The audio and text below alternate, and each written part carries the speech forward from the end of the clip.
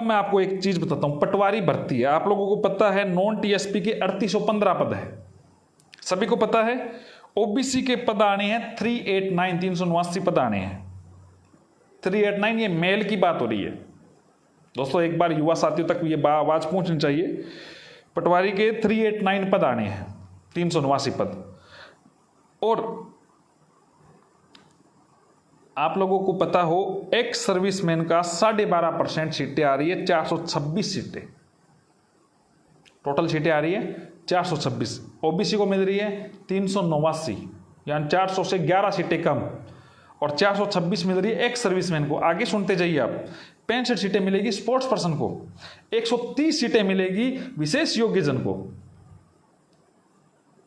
मैं दावे के साथ कह रहा हूं ओबीसी के कोई भी कैंडिडेट को एक भी सीट में सिलेक्शन नहीं होगा पटवारी भर्ती परीक्षा में। पटवारी भर्ती परीक्षा में एक भी बंदे का ओबीसी कैटेगरी से सिलेक्शन नहीं होगा। बहुत बड़ी भर्ती है ना, जनरल से हो सकता है क्योंकि जनरल की सीटें 1065 है। अब 1065 वाले जनरल भी सुन लीजिए, लोगों को लग रहा है जनरल को कोई दिक्कत नहीं है। यदि ये 426 एक्स सर्विसमैन अगर जनरल के हैं तो जनरल की ऑटोमेटिकली सीटें कम हो गई, यानी टोटल सीटों का 12.5% किसी भी कैटेगरी में जा सकता है। यही एमबीसी के साथ हो सकता है। हर कैटेगरी का देना चाहिए। जनरल का कैटेगरी की जितनी सीटें आ रही है उनका 12.5% रख दीजिए, ओबीसी का आ रहा है उनका 12.5% रख दीजिए, एसटी का आ रहा है तो उनका 12.5% रख दीजिए, एससी का आ रहा है उनका 12.5% रख लीजिए। दोस्तों ये आप लोगों के लिए महत्वपूर्ण जानकारी है, आप इस बात को समझे। मैं आप लोगों के सामने वापस एक बात और रख रहा हूं। आप लोग उदाहरण लीजिए 2018 पिछला जो कृषि पर्यवेक्षक की जो भर्ती हुई थी, अब आइए उसका बाद में बताऊंगा, पहले पीछे के लिए एससी अध्ययन बोर्ड ने करवाई।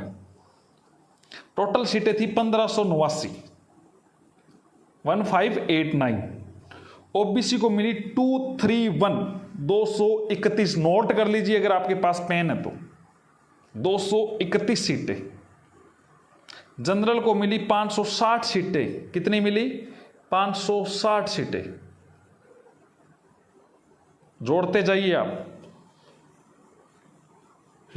पूर्व सैनिक को या फिर एक्स सर्विसमैन को मिली 476 सीटें, 476।